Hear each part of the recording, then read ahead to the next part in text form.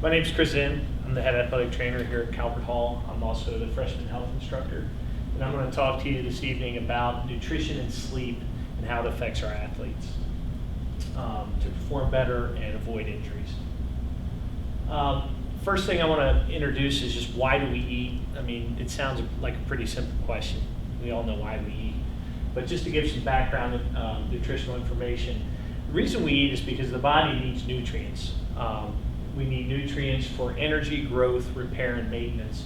And we identify 6 essential nutrients being carbohydrates, proteins, fats, vitamins, minerals, and water. You may also be more familiar with the idea of food groups. I know we used to teach a long time ago, we used to teach in the pyramid. Now we use something called MyPlate. And MyPlate.gov is a great resource. It's very interactive. You can actually design menus, you can track your eating habits, you can enter in your physical activity levels, and it'll actually help you plan meals and diet patterns for whatever level of activity you're striving for. Another reason I show this is if you're more familiar with the food group idea, the reason the food groups are structured the way they are is based on the essential nutrients. So if you ever wondered why was I always told to get 8 helpings of vegetables and 4 of fruit and 6 of grains, it's based on the amount of nutrient pack that you get in those foods. So the foods that are larger in size on the plate typically give us more of the high quality nutrients that we need. What I'm going to focus on tonight are the nutritional needs for energy, repair, and maintenance, because that's typically more of what we talk about when it comes to athletes. We want to make sure that we have the energy we need to perform. We want to make sure that we have all the materials we need for our body to recover and to be maintained through that performance. The first thing we talk about is energy. We have 3 of the nutrients that provide us with energy: carbohydrates, proteins, and fats. I have them different color coded. Carbs and proteins are green because as athletes, that's what we want for energy sources. We do need some fat in our diet, and as you can see, it does pack quite a wallop. We get 9 calories per gram of fat, but the reason that's in yellow is you want to use some caution when getting fat in your diet. There are a lot of other dangers that go along with fat, and it's not really an energy nutrient that a lot of athletes can really tap into for performance and energy needs. Reason carbs are green, that's what the body's default system is set up for. The body loves to use carbohydrate for energy. It's number one pathway. When we measure energy available to the body, a lot of times we look at blood glucose levels. Well, glucose is a simple sugar, which is a carbohydrate. Okay, it's one of those simple carbs that's there for quick energy. We also have complex carbs, those are your starches. They tend to be more substantial in that they can sustain energy over a longer period of time because it takes longer to break those down. Okay. Other players in the energy provision system, glycogen. Glycogen is a stored energy source. It is stored locally around the muscles, the skeletal muscles, and also in your liver. This is kind of a break the glass in case of energy emergency kind of energy source. But because athletes typically are performing, especially in competition, at a level that exceeds the readily available carbohydrate in the bloodstream, oftentimes their bodies are forced to tap into those glycogen stores, so they will become depleted either during extreme workout conditions or during competition. Vitamins actually play a role, even though earlier up where I listed the energy nutrients, we don't see vitamins listed because we don't get calories from vitamins, but a lot of vitamins are responsible for being catalysts to our metabolism. So we need vitamins for the energy processes. We typically talk about the B vitamin complex. Those are typically the energy catalysts. And then water. Water is critical to every system in the human body, whether it's producing energy, whether it's waste handling, whether it's regulating the body temperature. So we need to have that water there when we're talking about energy. When it comes to repair and maintenance, we tend to talk more about protein. Protein on the other column gives us energy, but also protein is vital to recovery. Okay, that's part of that repair and maintenance principle. Protein is vital in tissue repair and tissue generation. All right. When we work out, when we participate in sport activity, it's a vicious cycle of damage and repair, damage and repair. because when you work out and when you play, you're breaking down body tissues, and those tissues have to be rebuilt. Protein is vital in that. Vitamins, again, come into play. They are metabolic catalysts, not only for energy production, but also for tissue repair. Also, we look at some vitamins we call antioxidants, typically vitamins A, C, and E. Antioxidants are important. You may have heard of those, you may not. They offset the activity of substances that we call free radicals. And free radicals are kind of substances that are created in the body during certain situations, athletic activity being one of them. But free radicals tend to inhibit tissue repair, and they can also cause some other problems. So the antioxidants offset that activity. So we want to make sure that we have plenty of sources of vitamins in our diet. Minerals, critical to muscle function. You want to be an athlete. Your muscles need to be able to function when you need them to function. But also as far as repair and maintenance, those minerals will help lay a framework for that repair. Neurological and cognitive function, temperature regulation, these are all critical to repair and maintenance. Water, controlling the body temperature. The body temperature gets too high, recovery is impaired. Systemic functions, waste management. A lot of waste is developed in the muscles of the body during physical activity. That waste has to be carried away somehow. And water is pivotal in getting rid of the waste products created during exercise. And if you're not properly hydrated, you're going to be that athlete that is going to be sore all the time. And your recovery period is going to be longer. You won't be able to work out as hard as soon after competition. So you want to make sure you have water available for that repair and maintenance period. Going back to energy, because this is kind of the focus of what athletes talk about, I have up here calorie needs by gender and age. And you'll see as we age from the age group of 4 to 6 in both genders, as we go through the growth process, our calorie need increases, okay? And that's because of growth, it's because of activity levels increasing. As we age, we tend to get more physically active at a higher intensity level. And what tends to happen as we age beyond the 20-something range, we actually go the other way. Our caloric demand goes down because we've become less active. Okay. Now I had the age 15 to 18, 3,000 kilocalories a day for the boys category. That seems a little elevated to me. I think what they're taking into account is that males at that age tend to be a little bit more active in high intensity activity, although I see that changing as a trend. I mean, our female athletes are getting after it. So athletic caloric demands are going to be higher than the columns on the left, though, because activity requires more energy. You also have to factor in, if you're in a sport that requires weight control, a lot of the combat sports, wrestling, boxing, they have weight classifications for safety reasons and to keep competition a little bit more even, which sometimes not only requires weight control, but it requires weight loss and weight gain. So that has to be factored into your daily caloric needs, okay? I'm going to give you a table of recommendations or guidelines. Please understand that they are guidelines. To be completely accurate, you need to have a personalized caloric workup done. You probably should be having blood work done. If you really want to make it totally effective for you, okay? I can flash up some recommendations, but that may not fit. You may have other health concerns going on. The athlete might have some other conditions going on. So you really want to seek the input of a allied health professional, a physician, a registered dietitian or nutritionist. Athletic trainers and strength and conditioning specialists may also be able to help you with that depending on the level of their education and experience. Okay? I will be the first to admit to you that I am not at the level of a registered nutritionist, okay?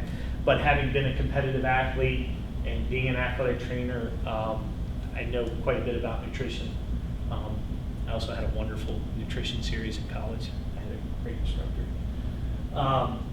So here's the table I spoke about. I love this table It's one of the few tables that I've seen that actually sets up caloric need based on level of intensity and frequency of training. All right. And then this column will give you a calories per pound of body weight to match this level of intensity. Okay. And then it gives you some columns of examples. If you're a 120-pound athlete, this is what your daily caloric need would be. I'm sorry. And then at 160 and 220, and then 280. These would be your big boys, offensive linemen. And you'll see as your intensity goes up, your caloric need goes up as well, and that makes sense. The more you do, the more energy you need.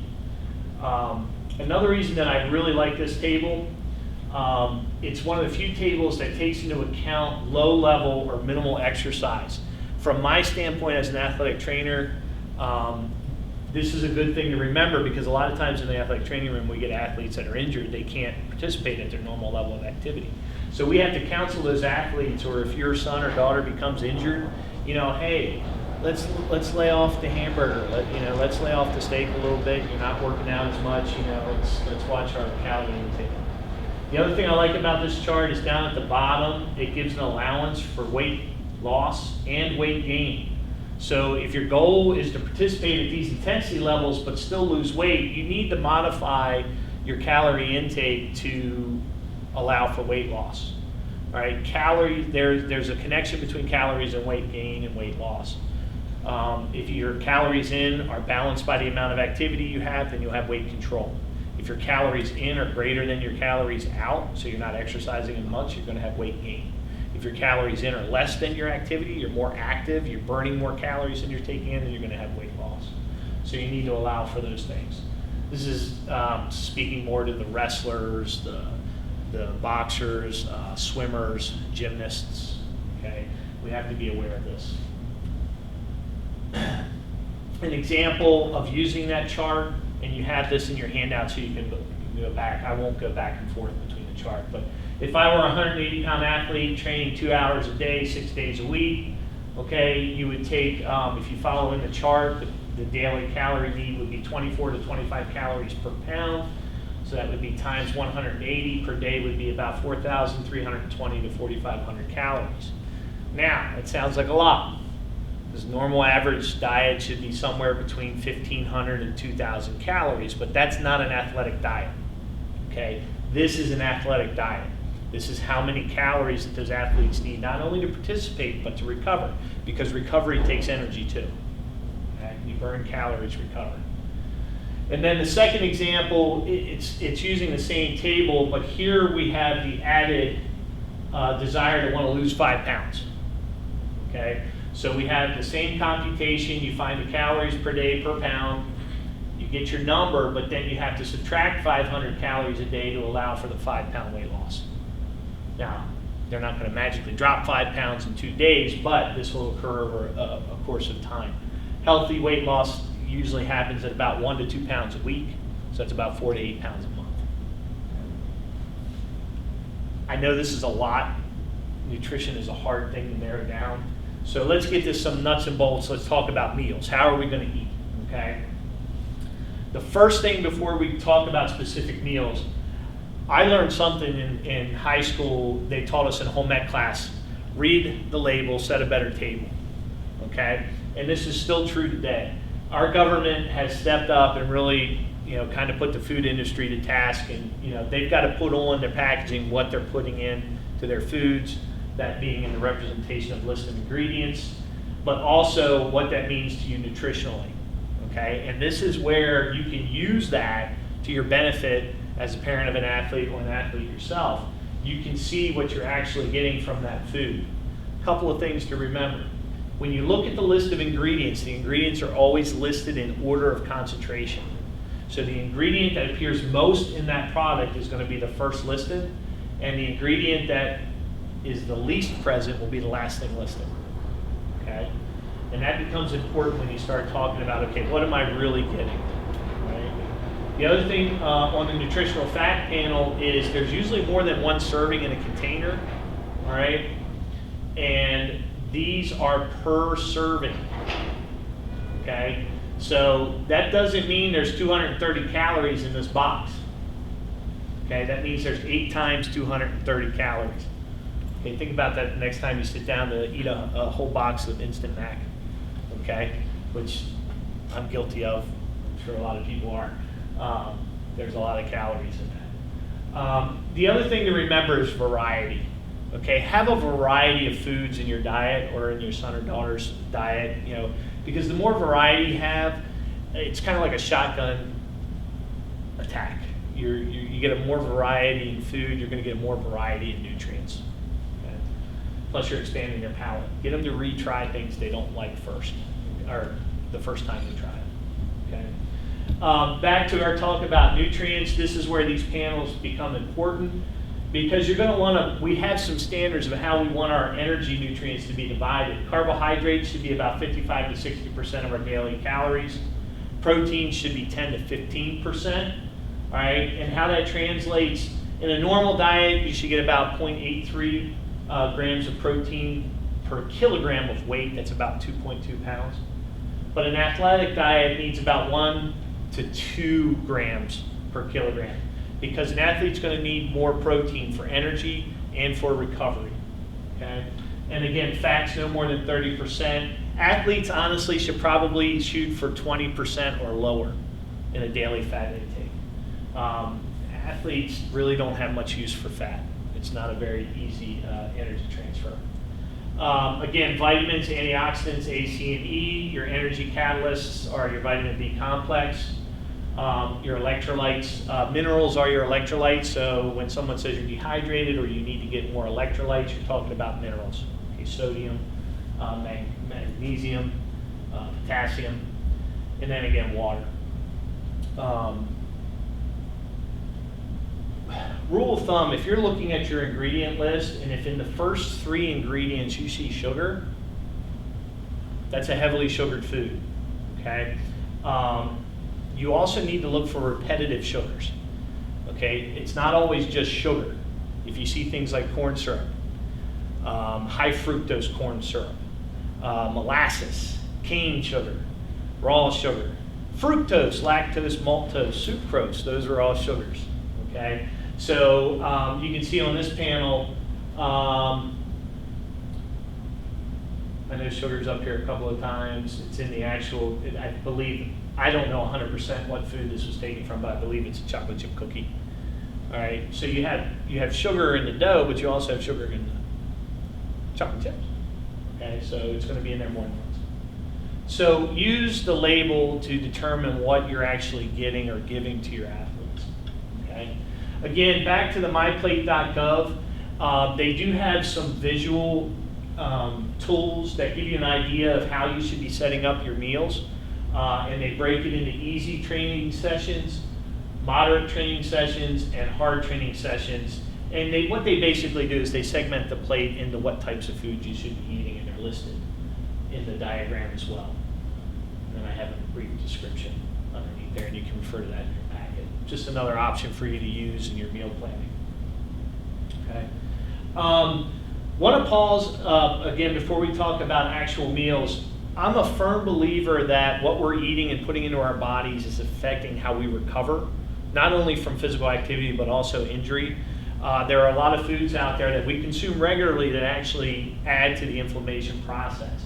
And you have to think about this, in my opinion, because athletic activity is that vicious cycle of breakdown and repair, breakdown and repair. Now, we need some inflammation.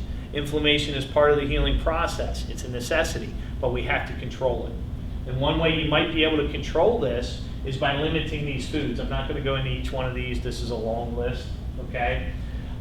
When they say sugar on that list, they're predominantly talking about refined sugars. Okay, the sugars you buy in the big 1 pound pack that we usually bake with or cook with, that's a refined sugar. Okay, that's going to be more of your inflammatory sugar. Your naturally occurring sugars like fruits and vegetables are going to be a little bit less inflammatory, but if you're getting a lot of them, they can still add to that. Omega-6 fatty acids you might not be familiar with. I know we're all familiar with omega-3. That's great for your heart. We do need omega-6 fatty acids, but you want to get them in limit. Okay, you want to limit your intake. These are your corn oils. I know I was shocked because we use grapeseed oil quite a bit because it's low in HDL, which is bad cholesterol, but I didn't realize that it was an inflammatory oil. And somebody that's had 3 back surgeries, that's a little important. So we're going to switch oils at home. And then refined carbohydrates. I want to touch on this one because this is the white bleached flour that a lot of people buy and keep in their house for baking, okay, or cooking. Your whole wheat flours, your whole wheat carbs, your whole grain carbs, they're okay. We're also talking about in this category potatoes, especially instant potatoes. I want to stay away from that kind of stuff. And aspartame, this is an artificial sweetener that's used in a lot of diet sodas, okay, and sugar-free candies. Really want to limit that, not just for inflammation, but there are some other conditions that are exacerbated by that.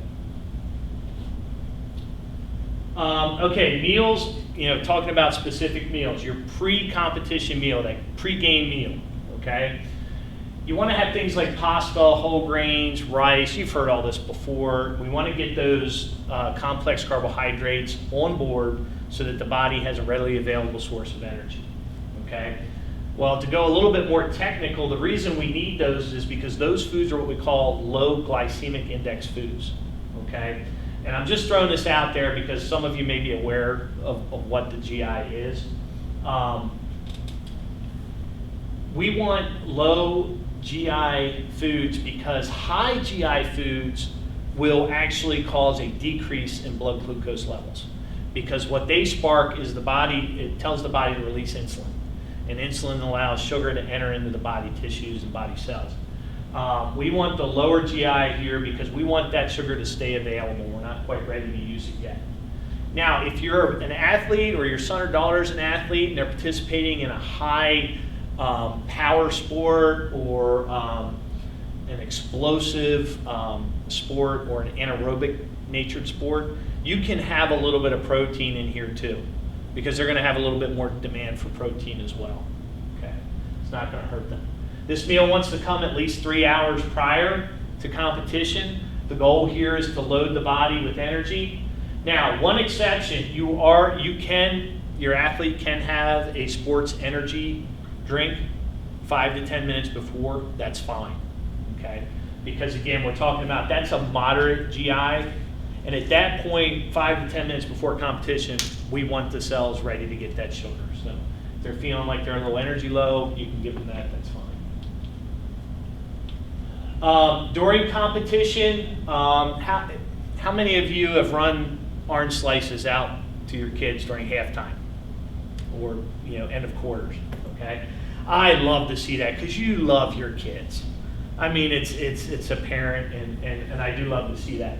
I actually did a study in my undergrad work about the efficacy of giving orange slices at halftime of collegiate soccer games, and you know what it did for energy? Absolutely nothing. At least at the time of competition. Okay, what did it do for hydration? A little bit of nothing, because the amount of fluid you're getting from an orange slice or an orange wedge is going to be limited, okay? So your dietary concerns for inactivity should really be, or during activity, should be for electrolyte replenishment and hydration, okay? Now there's one exception. If your son or daughter is an athlete that's working out 5 to 6 days a week, hard, okay, there is some suggestion that putting some carb load into, or not carb load, I'm sorry, wrong terminology. Putting some carb available during competition might be good because they're needing the energy, okay? Again, your focus here wants to be water or electrolyte drinks, okay? I have my opinion up there. I don't like Gatorade or similar drinks, Powerade, during activity because the carbs that they carry. Because when you put carbs into the stomach, it elicits what we call a stomach emptying process, okay? And this is what causes a lot of kids, in my experience, to get upset stomachs or even vomit during games because blood flow gets diverted to the stomach to absorb those nutrients, but then your muscles are competing for that blood flow. And then the body wants to say, hey, I got to get rid of that, so they vomit. I see a lot more kids doing better with just water, And also now there are electrolyte-only drinks that are out there, Motive Pure being one. I have no relationship with Motive Pure, so I'm not selling their wares. But we do use it here, and I see a lot of benefit. Motive Pure and drinks similar to it like Pedialyte, they are buffered electrolytes only. There's no carbs being delivered. So this is not from the standpoint of energy. This is for hydration, electrolyte replenishment. Okay? But again, if you want to use a sports energy electrolyte drink like Gatorade or Powerade, okay, they're okay because they're a moderate GI food, going back to that glycemic index. So that's going to give them some energy into the body, okay? But just make sure they can tolerate it well before you start chucking it to them during the game, because it may have an adverse effect. Okay. Post-competition or post-game or post-workout, the goal should be restore carbohydrate and glycogen stores. Okay, we have depleted. We need to now regain. And this is actually a 2-meal process. A lot of people don't understand this. You should have a large, high-carbohydrate meal within 2 hours. Doesn't have to be right away. Some athletes can't eat right away. They don't feel up to it. All right? So we want to get that load in about 2 hours, within 2 hours. Doesn't have to be right away. This now is a time when you can get high GI foods, okay? Because we want to make some of that energy available to the body for repair and recovery, okay? Plus, when we do so, when we also enter in protein, we're going to start increasing we're going to be replenishing our glycogen stores, okay? That's why you should also incorporate in this first period, and this is a good thing a lot of kids will do, you can give them a protein bar or something that has about 20 grams of protein immediately after competition. That'll help start this process. And then several hours later, you want to have a moderate-sized meal that, again, has a good serving of carbohydrates and lean proteins, okay? Fish, chicken, okay? You want to stay away from pork. And, you know, you can have a nice lean cut of meat or 90% lean hamburger, okay, if you want to make them a burger. Again, the goal of both meals is allow for recovery and replenishment of glycogen and carbohydrate stores. Okay. As far as snacks, the only thing to remember, it's okay for athletes to have snacks during the day. They're probably going to have to do that to meet those caloric needs and to keep their energy levels consistent. Just remember to keep glycemic index values about the same as the meals. Okay, so in a time leading up to a hard workout or a competition, you don't want those high glycemic value foods in there.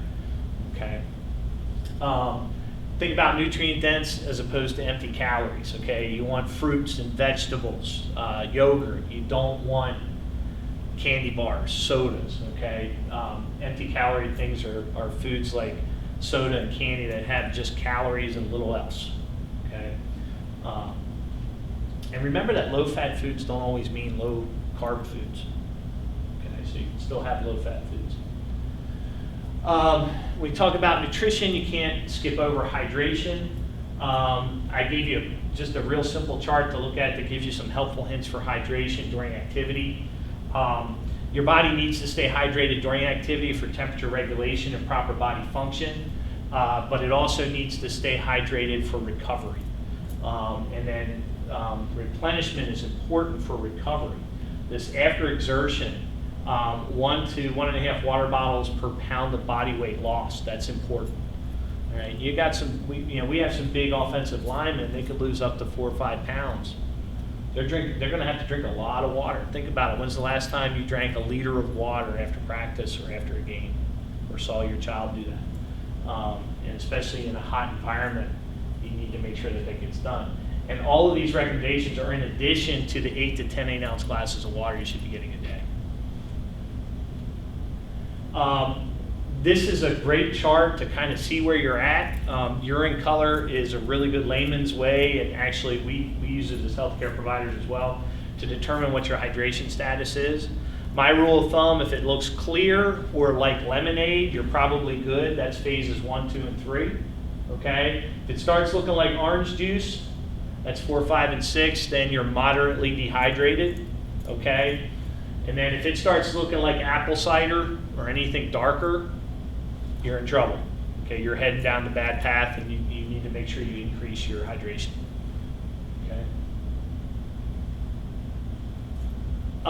Supplements, way too much time needed to talk about these with everything else that I needed to cover tonight. Just think of it this way, nature versus science. What's your body set up to deal with, nature or science? Okay, I'm a firm believer, you start introducing too many manufactured or altered materials, your body's not going to have to deal with all of it. And I'm not sure it's always going to deal with it in the proper way. So I'm more of a naturalist. I think if it's a natural supplement, you're okay. But always remember to seek the advice of a healthcare professional when you start considering, what supplements should I be taking, shouldn't I be taking. You need to ask yourself, are they safe? Okay. Any kind of supplement that has stimulant or other ingredients you can't identify, it's probably not a good thing to take. Think about long-term effects. Natural proteins, we know that the long-term effects aren't going to be negative. Creatine, on the other hand, that's a supplement that we're seeing some suggestive research that long-term use of these supplements, especially inappropriately, is having a negative effect on kidney function. Okay. You also need to be concerned about banned substances. Okay. You need to check your institutional policy, even if you're athletes at a high school. Okay, we have a policy here. We do not promote nor provide supplements. Okay, the National Federation of High School Sports has a policy. NCAA, the U.S. Olympic Committee, the International Olympic Committee, they all produce lists of banned substances. And just because you can buy them doesn't mean they're safe. You can go into GNC and pick about 10 things off the shelf, and you've got a good chance of picking up something that's going to have a banned substance or something that will give you a false positive test on an NCAA or an IOC test. So you need to be aware of that. Okay. All right, changing gears and talking about sleep. Okay, sleep is very important to athletes.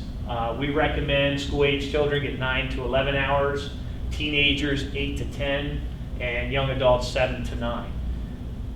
I know here at Calvert Hall, we're challenged with that 8 to 10 hours for teenagers. A lot of our guys travel, they've got a lot of schoolwork, put on top of that a sports schedule. So this is something that we're really challenged with, but we need to do a better job of ensuring, okay? Because sleep has a direct effect on athletes and athletic performance and recovery after injury. Okay. Benefits of good sleep hygiene. The term sleep hygiene is just patterns that develop good sleep patterns. Patterns of behavior. You get faster reaction speed, increased focus to attention, increased cognitive function, recovery following activity improves, and you're able to maintain more effective hydration levels. Improved anaerobic and aerobic performance, that's just basically saying that sport performance increases when you have better sleep, but it's due in part to having good sleep reduces perceived exertion levels by athletes. So when they perceive they're under less exertion, they can work harder longer. Okay, and also good sleep has proven through study it increases the body's ability to restore its glycogen stores. Dangers of not having good sleep: it increases the release of stress hormone cortisol, which creates a lot of adverse effects: increased heart rate, increased storage of adipose fat tissue. So if you're getting a lot of fat in your body, in your diet, that's going to get stored a lot faster with cortisol present. Increases possibility of fatigue. All right, this was very telling right here. The American Academy of Pediatrics found that adolescents who sleep less than 8 hours were 68% more likely to be injured. Okay, and this makes sense. If you're tired, you're not thinking as quickly, you're not reacting as quickly, you may be in a position to get hurt more often. They did also find that injury rates increase with grade level and age, and injury also goes up and increases in training made during periods of sleep deprivation. So we have people that aren't getting a lot of sleep, and yet they're still trying to increase their load when they work out or compete. So what we're generating here is a picture that in order to be an effective athlete, to be a healthy athlete, you've got to get an adequate amount of sleep. Some strategies for good sleep. You want to get on a regular schedule. This is, I think, the most important thing. Okay, and we're dealing with this right now, summer vacation, right? All your kids want to sleep in, right?